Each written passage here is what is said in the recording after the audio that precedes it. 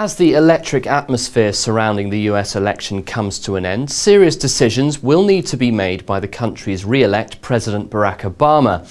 It's been the US's most expensive election to date, costing roughly $6 billion, with close to $200 million alone being spent on advertising. It's a wonder such sums can be spent on two people when the country's economy is under heavy scrutiny. That said, for 13 straight months now, growth has been seen, albeit very small and slow. But big problems still remain, including the number of unemployed in the country, which is still as high as when President Obama first took office. And then, of course, there's the so-called fiscal cliff to deal with. Well, joining me on the line to assess market reactions to all this is Mike Baghdady, founder of Trading Traders in New York. Mike, thanks for joining me. What's been your assessment of the Obama victory, and how have market players such as yourself been reacting so far to it? My assessment is that the American people accept the social policies and have an agreement to the economic policies that Obama has set in play, and they want to see that policies go forward.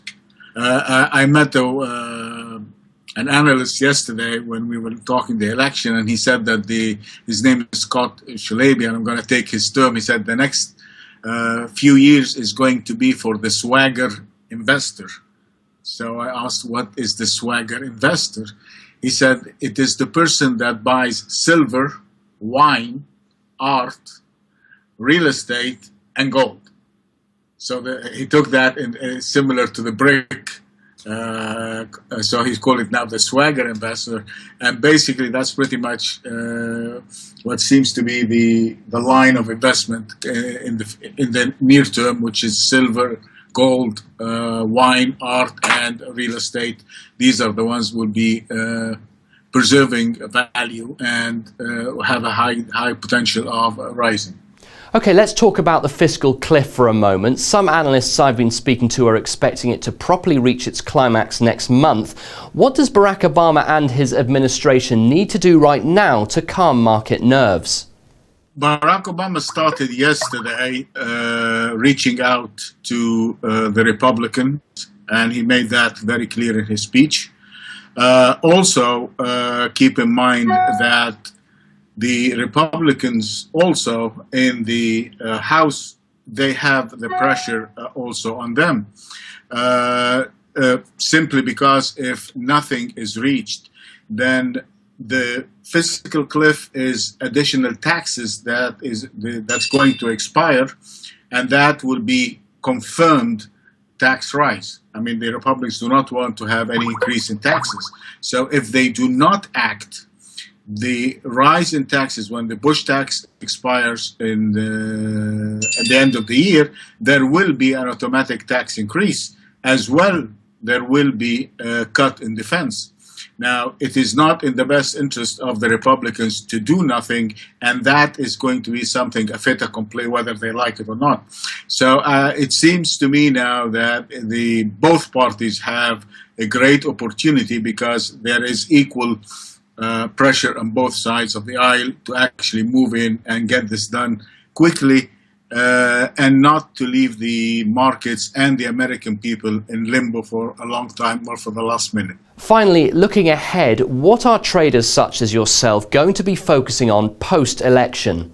I'm looking actually for a continuous rise in the U.S. markets. There will be the continuation of the QE3, if you will, and that will be targeted towards a lot of infrastructure, and that will create a large number of jobs.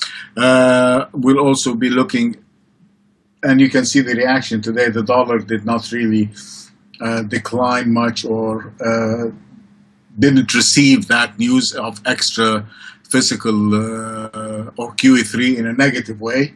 So it's holding its own. Actually, it's beginning to get up this evening. The stock market turned around, and now it is positive. The European market now is looking positive, turning positive. And the market is the sum total of the wisdom of everybody that's dealing in it. And that's the beauty of the market, is that everybody that has a valid opinion and is a prudent investor, is acting upon his knowledge by going to the market and voicing his vote by his pocketbook. And if the reaction to the election now is stability in the dollar, rise in the stock market, rise in the European market, that is an indication that the market perceives this as a positive, and now they're awaiting the political negotiations to start. Okay, thanks for joining me, Mike. So there it is then. Obama retains his presidency and Republican opponent Mitt Romney concedes. I'll be back tomorrow with a look at a different kind of political race, this time in China, as the country prepares for a change in leadership that will last 10 years. But for now, goodbye.